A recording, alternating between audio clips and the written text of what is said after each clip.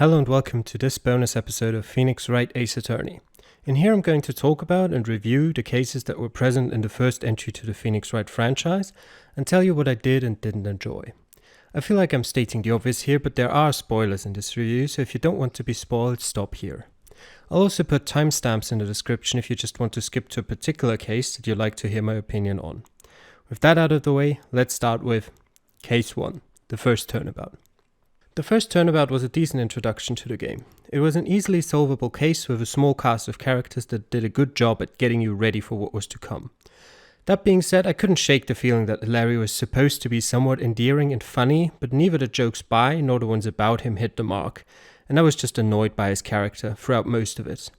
I did later warm up to him in Case 4, partly. One more thing, just press tab to check it anytime, okay? Use tab to check the court record frequently. You've told me this, Mia. Open the court record with tab. Oh, are we doing that with tab? I thought I was supposed to press a different button. Then point out the contradictions in the testimony. It's fine to tell the player something he could either figure out by looking at the controls or alternatively by looking at the screen where it tells you which button he has to press once. Telling him twice is excessive. Telling him 3 times is just ridiculous and shouldn't be a thing. Overall, it's a really short case and there's not much else to say about it. 6 out of 10. Case 2. Turnabout Sisters. The second case immediately improves upon the first case by introducing more interesting characters and actually giving you time to get to know them. It introduces multiple very important characters to the series, such as Maya Fey, who will then become Phoenix's assistant, and comedic relief to Phoenix straight man, as well as Miles Edgeworth, Phoenix's rival. And while Red, White and April May certainly weren't likable, they were believable characters. It also starts setting up plot points such as the Deal 6 incident and Phoenix and Miles' connection prior to their rivaling in court. From a gaming standpoint, I'd also like to mention that looking for and providing evidence felt very intuitive. Looking back at it, except one, probably rather inconsequential dialogue choice with Red White in his office, there was no point in time where I thought that I didn't know what would happen when deciding to choose an option. We'll come to an example of the exact opposite of this in Case 3.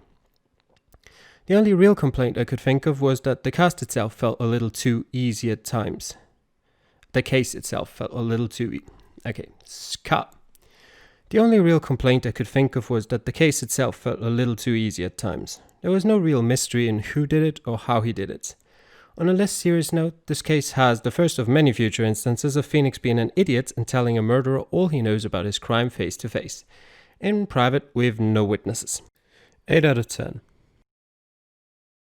Case 3, Turnabout Samurai. Let's start this case off with something nice I have to say about it, because frankly there isn't much of it.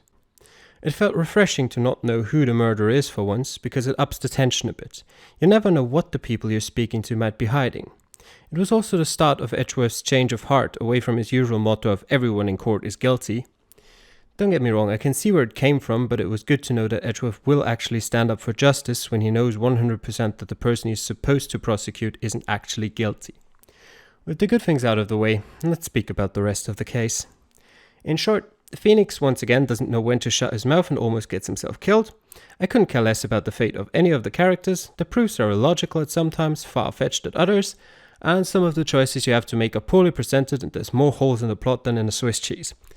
Let me elaborate. Without even getting into discussion that Will Power's picture is a very poor representation of someone limping, what feels like the biggest inconsistency in the story has to be the unbelievable lack of willingness from anyone to believe that people could just move around the fallen monkey head blocking the road. This is a bloody murder case, but leaving the road and going through the forest for about 10 meters? Impossible, my shoes could get dirty. This gets even more absurd when within the span of roughly 6 minutes you get to see a picture of the fallen monkey head. Ergo, when the people in the trailer took a break at 2:30, the way to the studio was blocked. Blocked by Mrs. Monkey's severed head. As well as Cody standing in the woods. I went through the woods off the path so that old lady wouldn't catch me. When I came out by the studio, there was the Steel Samurai. It totally rocked. Right before my eyes, out came the bad guys, showing that it clearly is possible to traverse them. On to the next one. I already mentioned how Phoenix almost got himself killed.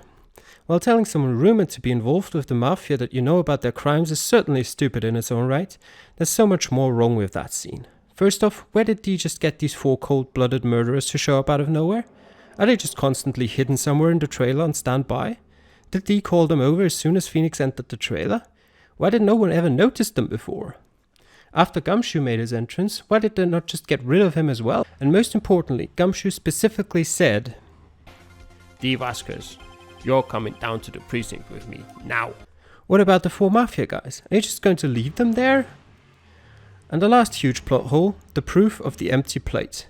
Again, sort of glossing over the fact that you have to present the plates with steak bones left on them from the employee area as proof that there were no steak bones on the plates in front of the trailer is ridiculous in and of itself, but the reasoning for it is even worse. Dee Vasquez couldn't have eaten the steaks with salmonella in the 15-minute break and committed the murder at the same time. Fair enough. So how did she get rid of the steaks? She threw them into the incinerator. Possible, sure. That being said, you know what I'd do with the bones left from a steak after I've eaten them if I had an incinerator conveniently placed nearby? Yep, throw them in there. There's absolutely no reason to believe that the only reason for the plates to be empty after eating a steak is that the steak itself couldn't have been eaten and had to be disposed of somewhere. Another alternative, maybe she just, threw them away, like a normal human being would after finishing their meal. The fact that this line of reasoning from Phoenix is just never questioned from anyone or even objected from Dee, who is supposed to be at least relatively intelligent, just rubs me the wrong way. I'm nowhere near done with this, by the way. I've shortly mentioned a couple of the characters, and while I've read elsewhere that apparently a lot of people didn't like Oldbag, I personally didn't mind her character. The same goes for Cody. I absolutely hated Salmonella, but I'd say that's probably by design and not something I'd blame the game for. On the other hand, my biggest gripe with the character in this case was with Penny Nichols.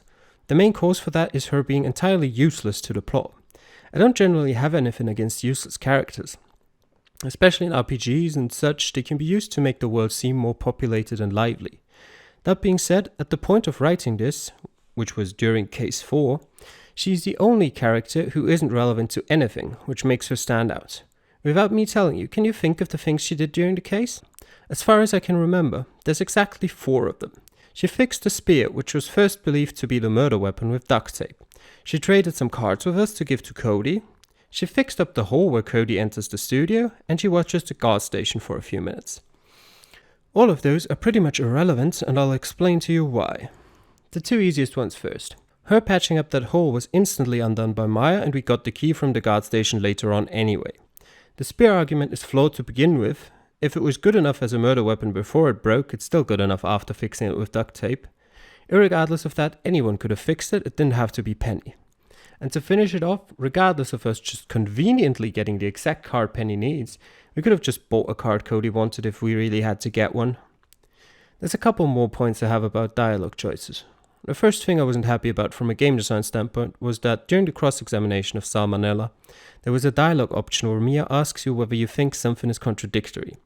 At that point, for the game to progress, you are forced to press "it's contradictory," which is followed by Phoenix pointing out the contradiction.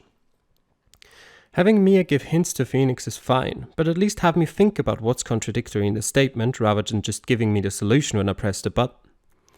About 30 minutes later, we get the first instance of a really unclear dialogue choice when the judge asks us why Cody couldn't watch the climax of the fight, giving us 3 options.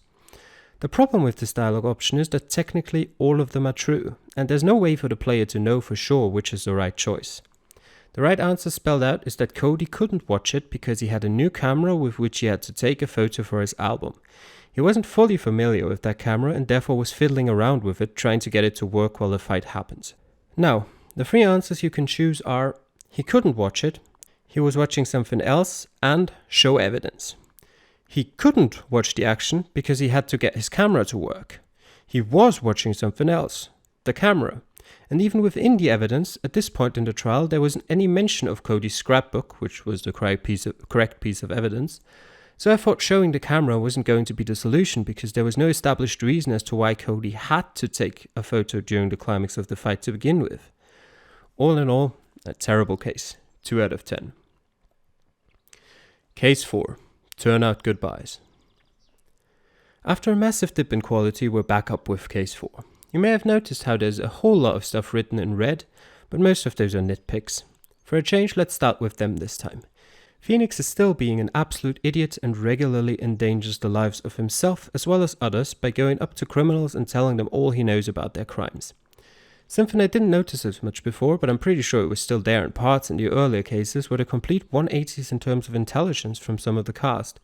Especially Phoenix was at times completely oblivious about anything going on, and 2 seconds later he had the whole case figured out. Not very believable. This time around, after our first encounter with Larry, I actually thought I'd start to like him. He had some good dialogue, but nope, he came back as annoying as ever the day after, and the fact that they feel like they have to repeat his horrible running gag time and time again makes me just hate him even more. It wasn't funny the first time, it certainly isn't going to be funny the 5th time. Another thing I thought was a bit laughable was the absolute perfect timing at which Von Karma arrived during the DL6 incident. No one walked past that elevator for 5 whole hours, and the exact second that Miles throws the pistol, Von Karma is right there to be hit by it, and the power comes back on right then and there. As a Detective Conan fan, I'm more than used to this, and it doesn't annoy me as much as other coincidences, but it felt a bit odd nonetheless. In fact, most of the elevator scene felt a bit odd, but let's not talk about that too much. The oddest thing about the whole case definitely had to be the police records room encounter between Phoenix, Maya and Von Karma. Even ignoring the ridiculousness of it taking place right next to the office, and therefore more than likely within earshot of at least 2 police officers, which admittedly was quite funny, there's a couple more things wrong with it. Mainly, why were neither Phoenix nor Maya really complaining about it? They got assaulted in a police station and were just like, well, tough luck. Stun guns leave identifiable marks on the body. There was absolutely no reason for them to just take that and keep quiet about it. It was like the developers wanted Phoenix to know that Von Karma was behind it all, but knew that the evidence would make the case too easy, so they had to take it away from him again, and they chose a terrible way to do it. Alright, with the bad out of the way, we can talk about what made this case so good. First of all, the characters and by extension the humor. Especially in the first part of the case, there was a lot of genuinely funny dialogue. Von Karma sustaining his own objection was the funniest joke of the game up to that point. Miss Hart, could you be more specific about your research? What does the witness's motive in camping by the lake have to do with this case? The answer is nothing. I object to this line of questioning. Objection sustained. He sustained his own objection. Wait, now I'm the one who says that. Well then say it already. Objection sustained. Thanks for nothing, Your Honor. They even managed to make Larry funny for the first dialogue with him at Gourd Lake. Lotta was rather endearing as well. Most importantly though, we got to learn a lot more about Edgeworth and his past, and the case managed to tie up most plot points very well. The case actually managed to make you care a lot about what happens to the person you're defending, which isn't really one of the game's strong points in general, considering it only managed to do so in 2 out of 5 cases. What also matters to me a lot, as you've probably gathered by now, is that the way in which evidence is presented makes sense. There was one instance that felt very poorly designed in that regard, which was, who would have thought, when Larry took the stand. I'll quickly show you the scene. So after I heard that single gunshot, I went home. I tried the gun. I could try Lotta's testimony, but in fact, I know the game might think that's the right thing, but if it is, it isn't. It's the only thing I can think of. Okay, it's not correct evidence, because we know that the lake was empty at 11:50. Therefore, we know Larry must have brought back the boat earlier than midnight. Therefore, we know that at the time of the gunshot, which was at 11:50, the first gunshot, which was already after Larry brought his boat back, so this was the only gunshot he could have heard, we know that checks out. So this is not a viable objection. I'll reiterate, at this point in time, there are a couple of pieces of information to keep in mind. We know that the gun was fired 3 times. It says so in the evidence. We also know that Larry left the lake before midnight. We also know that Lotta heard 2 gunshots after midnight. Recognize something? There's no contradiction there. At all. The game seems to disagree.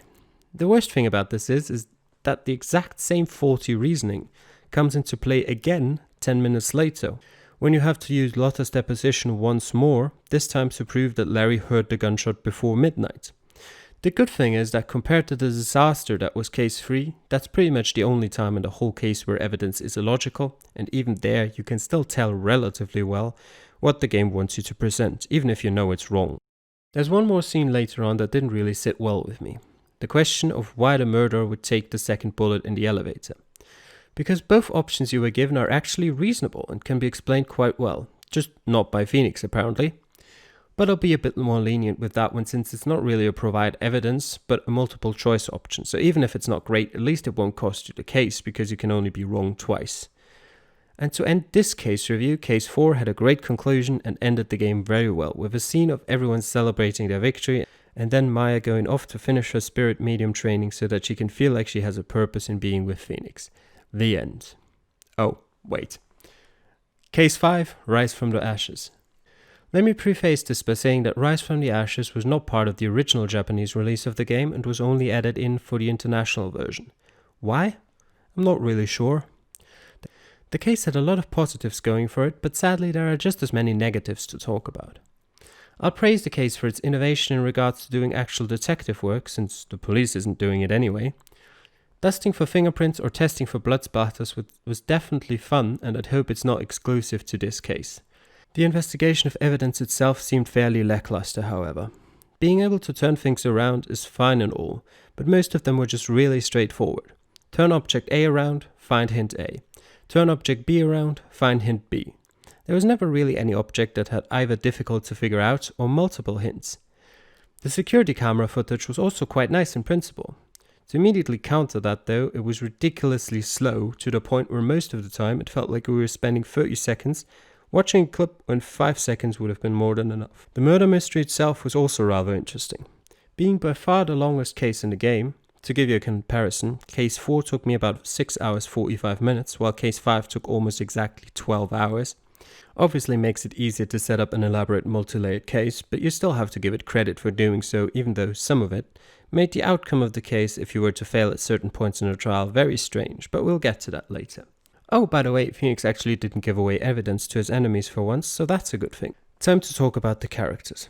Let me just get the likes of Jake Marshall, Angel Starr, and the characters who were pretty much just there in theory, Bruce Goodman and Neil Marshall, out of the way by saying they were fine.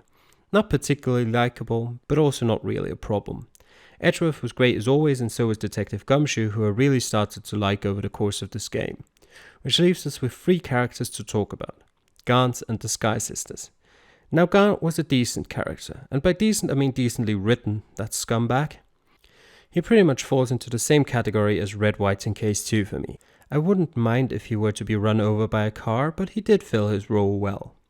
Which brings me on to the Sky Sisters, Emma and Lana. And the contrast between the two couldn't be any bigger. I liked Emma so much that I actually had to check out whether she would appear in future cases as soon as I finished the game. She does. Lana, on the other hand, was frustrating beyond belief. I get her initial motivation in trying to hide what she thinks is the truth from Emma, but if she had stopped to think about what Emma would want for just one moment, she would or should have realized that she went about this in completely the wrong way. Her complete lack of cooperation was incredibly frustrating, especially at the point where Emma already knew what had supposedly happened, and especially considering that Emma seemed relatively fine with it. Emma just wanted her sister back. There wasn't even a legal reason why she would refuse to tell the truth in quotation marks, because, as was said during the trial, Emma acted out of justifiable self-defense and had no legal repercussions to fear, even if Neil Marshall's death was actually caused by her. It actually got to the point where just for a second I considered whether I hated her more than Damon Gans. She did redeem herself slightly after the trial was over, but she would have to do a lot more still to become a likable character in my books. And she never appears again, so there's that. Now onto my favorite part of making these reviews, pointing out plot holes. Let's start off with a smaller one. In the first trial we used that the knife came from Edgeworth's toolbox to contradict that the murder was premeditated, because you wouldn't plan a murder and forget about the weapon. However, at no point did we ever find out whether Lana knew about the knife in Edgeworth's toolbox. It may well be that Edgeworth always has it in there. In that case it doesn't seem implausible that Lana might know about it, but no one ever bothered to ask about that. Going back to what I mentioned earlier, another funny problem is that at one point in the trial, you need to prove that the person in the evidence room was in fact not Bruce Goodman. Obviously, Phoenix doesn't realize that there's no reason why he should do that, because if Goodman was there, he couldn't have been killed by Lana at the same time in the parking lot, providing her with a sort of alibi. The stupid thing about this is that if Phoenix can't prove that the person wasn't Goodman, Lana is found guilty, which is the exact opposite of what should logically happen. Another weird inconsistency happens during the last trial. You get to a point where Gaunt confronts you on the piece of evidence, the leather cloth, that we stole from his safe. You're not supposed to present the cloth at this point because it will pin Emma to the murder of Neil Marshall, and then the judge will declare Lana guilty. Let's not even get into why they all think that somehow Emma's handprint on Marshall's vest makes her guilty when she had already told everyone that she clearly remembers pushing him, because that's just stupid. But between this point, we'll call it point A, and the point where you're actually supposed to present the cloth, point B, only a single thing changed. Gaunt admitted to cutting out that part of Marshall's vest and hiding it. What the game is glossing over here is the fact that that doesn't change anything in regards to both Emma's and Lana's involvement in the case. We already knew Emma pushed Marshall before point A, as I just said. We also knew Lana wasn't the first on the scene before point A, because of everything surrounding the jar. The only thing that actually changed was that it confirmed Gaunt as the first person on scene, instead of mysterious person X. Which, yes, is relevant, but shouldn't impact the trial in a manner that it would immediately be over. Because sure, there's no concrete evidence that Gaunt was the murderer of Bruce Goodman, but let's not pretend it's any different for Lana. Let's come to the worst flaw in the game now. This is not a halberd. I'm just kidding, of course, but it's difficult to say what it actually is with my admittedly relatively limited knowledge of medieval weaponry, as well as the weapon not being shown in full view, but I think it's pretty safe to assume it's some kind of spear. Although some might disagree with me here, whatever it isn't a halberd. On a more serious note, this case again had big problems with presenting evidence. In the trial where Gaunt first appeared as a witness, you find out that the knife that was found at the crime scene in the parking lot was stolen from the evidence room at the police department, where the other murder took place. Murder in quotation marks. You then can't use said knife to contradict Gaunt saying that there's no connection between the murders. What you actually have to do is press him on that so that Phoenix can say that the knife is the connection between the murders. What? And that's not even the worst one. When Jake Marshall takes the stand, he specifically says that he didn't go into the evidence room the whole day, not even once in the last weeks. Make rounds 3 times a day. But you made your rounds on the day of the crime, right? Ain't you heard a word I said, partner? I told you that ain't my style. I'm afraid I don't understand. No desperado I know lets rules get in his way. No desperados I know joined the police force. So, Officer Marshall, on the day of the crime. Just between you and me, I didn't set foot in the evidence room that day. There was a rubber glove stuck in the victim's locker. Do you know anything about that? Sorry, partner.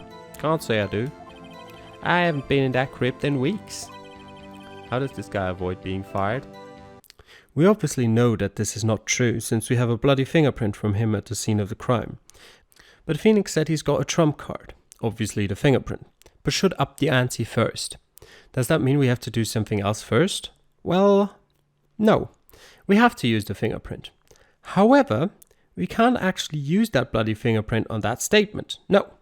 We have to use it on a statement that specifically said he wasn't in the evidence room at the time the crime went down. I'll let past me demonstrate how angry that made me. Okay. The solution is, you have to use the fingerprint here. So the whole thing Phoenix was saying, I've got a trump card, but before I use that, I'd better up my ante, is complete bullshit. Like that's just wrong. You have to use the fingerprint now. And you don't use it on the thing where he actually says he wasn't in there. Obviously you don't have to use it on the thing that says he wasn't in there. You have to use it on the thing that says he was somewhere else. Because that makes a lot of sense, doesn't it? No, it doesn't. Because just because he was at a street saloon at the time it went down does absolutely not mean that he wasn't in the room at all on that day. However, saying he wasn't in the room at all that day does mean he wasn't in the room at all that day. About 20 minutes after that, there's also another case of how on earth am I supposed to know how far the game is with the case if the game doesn't even know itself. Here's a picture we're presented with where we have to tell everyone where Jake Marshall was in the evidence room. What annoys me most here isn't the fact that it was painstakingly obvious. Not even the fact that there were two positions where he could have reasonably hidden with a very high likelihood of Officer Meekins not spotting him, bottom left and top right. It's the fact that the labeling is completely unclear. Who do V and K stand for? The game doesn't tell you. At this point in the trial, we've seen the damn security camera footage for God's sake, it's completely obvious that Meekins is the victim in this case, and whoever the other person may be, obviously Marshall, is the killer, in quotation marks, yet the game labels them the other way around. Why? Fuck knows. 7 out of 10. And with that, the game is finished, and so is my review. Feel free to tell me if there's anything to disagree with, and I hope I'll see you again soon. Bye.